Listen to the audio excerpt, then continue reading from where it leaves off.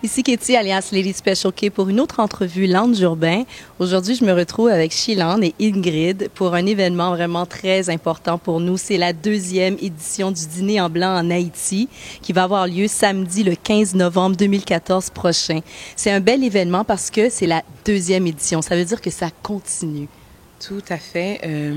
Après le succès puis la réponse qu'on a reçue de la première édition, c'était juste une suite logique et organique de se lancer vers cette 2e édition. Puis, il y a toutes sortes de belles choses aussi qui sont arrivées, des nouveautés. On a une nouvelle associée, Joanne Buteau. Donc, il y a Carla Bouvet, Ingrid Enriquez-Donissin, Joanne Buteau qui s'est ajoutée à l'équipe et moi-même. Donc, oui, c'est une 2e édition avec plus d'invités. L'année passée, on était à 450. Cette année, on attend 700 personnes et c'est déjà complet. Donc, on se lance vers une 2e folie, finalement. Alors, la 2e édition, qui est toujours dans un endroit exclusif, caché, comment réussissez-vous à garder cet endroit secret? En Haïti, on ne peut pas garder de secret! Bien, je pense que la tactique qu'on a réussi à développer ou à cultiver jusqu'à ce point-ci, c'est de jouer le jeu de la communauté. Alors, si tout le monde sait c'est où, alors on ajoute des suggestions dans le panier. Puis, en ce moment, il y a à peu près 15 endroits secrets et tout le monde a raison. Donc, on encourage tout le monde à choisir, à propager leurs propres nouvelles. Puis, c'est en fait... c'est super intéressant de pouvoir le vivre de cette façon-là parce que ça démontre un certain intérêt auprès de la communauté. Puis, si les gens en parlaient pas, alors là, ce serait inquiétant. Donc, d'avoir tout le monde qui essaie de deviner ou bien qui sont super curieux d'aborder ou de suggérer un endroit, mais ça démontre que l'engouement est là, que la folie est propagée. Puis donc, notre rôle et notre devoir, c'est d'aider à attiser le feu, puis l'excitation autour de l'événement. Et c'est tout ce qu'on peut faire. Le reste nous appartient malheureusement pas. Le Dîner en blanc, c'est une marque de commerce. Pour ceux qui vivaient sous une roche ces dernières années et qui savent toujours pas ce que c'est, qu'est-ce que c'est que le concept du Dîner en blanc? En fait, c'est un rendez-vous d'amis. C'est un chic pique-nique qui a lieu justement dans un lieu secret. Et le mot d'ordre, bien sûr, c'est de se vêtir tout de blanc, de haut en bas.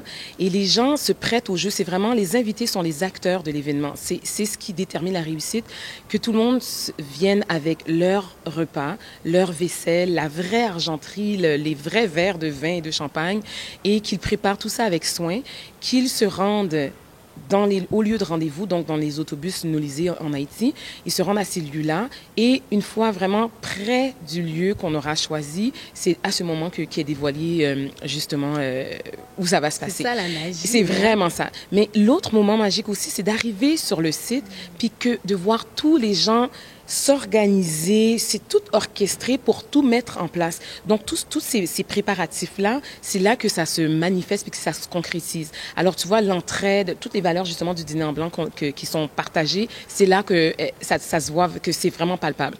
Donc, tu vois, les hommes, bien sûr, les femmes sont invitées à rester dans l'autobus pendant que les hommes vont monter la table, la chaise, etc.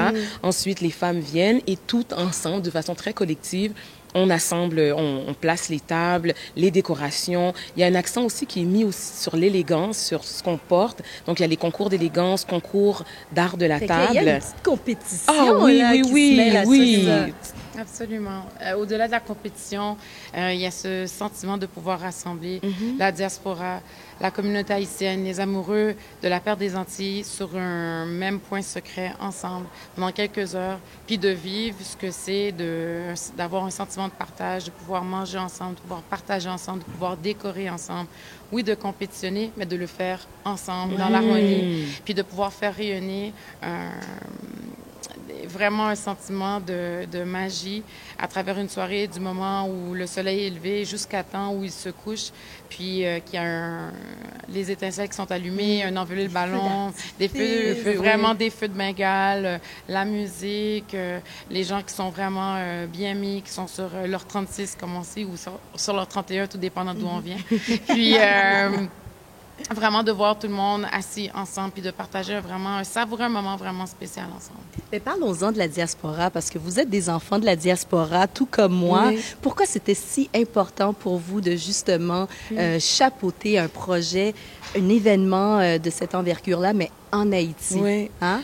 Ben, en fait, c'est qu'on l'a vécu ensemble. Notre premier, en fait, pour nous, pour Carla et moi, notre premier dîner en blanc, Ingrid était chef de bus à Montréal. Elle nous a invités à participer. On l'a vécu à Montréal la première fois. Et c'était un moment qui était tellement fort. Puis déjà, nous trois, on était amoureuses d'Haïti, bien sûr. On a un attachement très profond avec la terre de nos parents. Et on s'est dit, mais justement, pourquoi ne pas exporter cette idée en Haïti pour participer à notre façon à la relance touristique, économique, sociale, puis principalement pour changer cette image qu'on a du pays. Je veux dire, si on tape Google, là, les images qui ressortent ou bien les perceptions, lorsque les gens, on parle d'Haïti, oh ouais, c'est pas facile. Donc cette image misérabiliste, puis vraiment qu'on a toujours besoin d'entraide, d'aide de l'extérieur, etc. C'est ça qu'on voulait changer.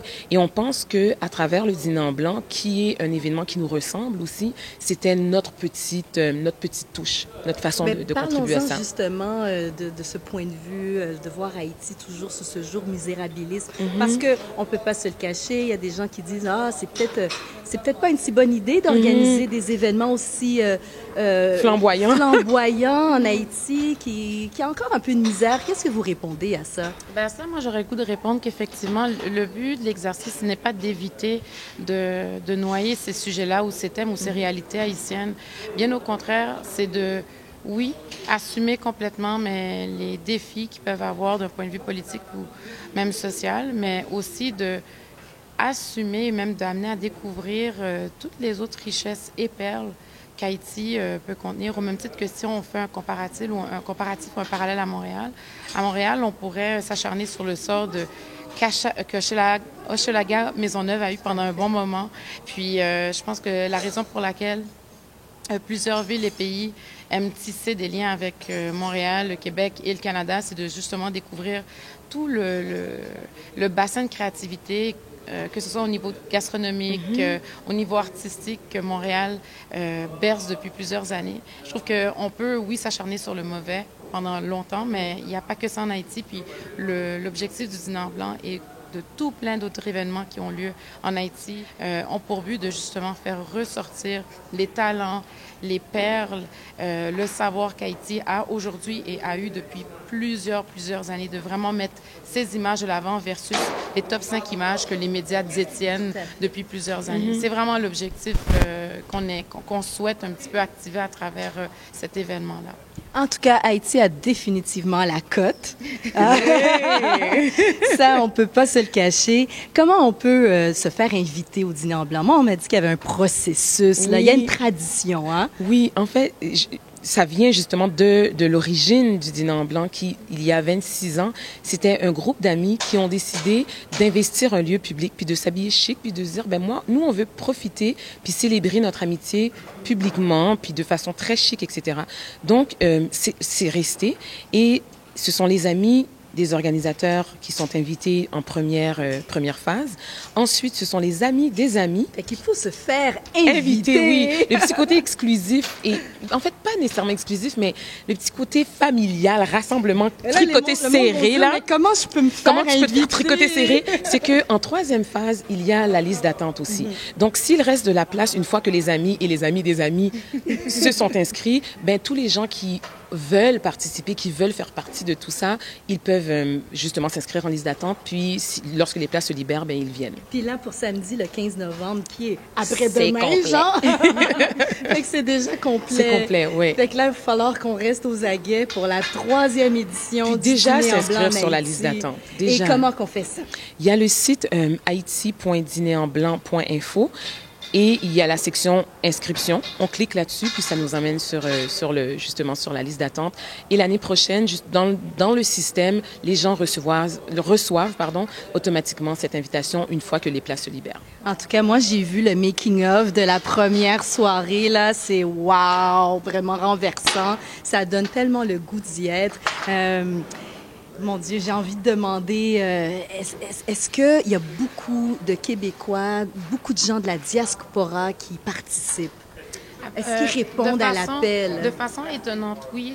Je vous dirais qu'entre l'an dernier et cette année, on a déjà vu une croissance auprès de la diaspora, que ce soit des Haïtiens ou des amis de la communauté haïtienne qui se déplacent pour faire partie de cette grande célébration de joie, d'amis, d'amitié, que ce soit de Montréal, que ce soit de Boston, que ce soit de New York, que ce soit de même la France. Plusieurs personnes font l'exercice de s'inscrire et puis de se préparer leurs atours, préparer tous les petits détails, les menus détails qui vont faire de cette soirée un moment spectaculaire et authentique, puis qui vient vraiment marquer la mémoire collective et individuelle de plusieurs. Vraiment, là, c'est toute une soirée, puis c'est un moment qu'on n'oublie pas, puis de le vivre en Haïti, c'est un moment réellement, il n'y a pas de mots pour, il faut le vivre. Hey, merci les filles. Merci. Ingrid, Shilane, il y a Carla, Joanne. Vraiment là, vous êtes folles. On aime ça. Et merci à toi, Katie, qui nous encourage depuis la première année. Oui. C'est vraiment apprécié ton support. Merci de croire et merci de faire ta part au sein de la communauté. C'est grandement apprécié. Ben merci. Écoutez, Haïti est définitivement une perle à retrouver. À retrouver. Nos belles plages, bel soleil.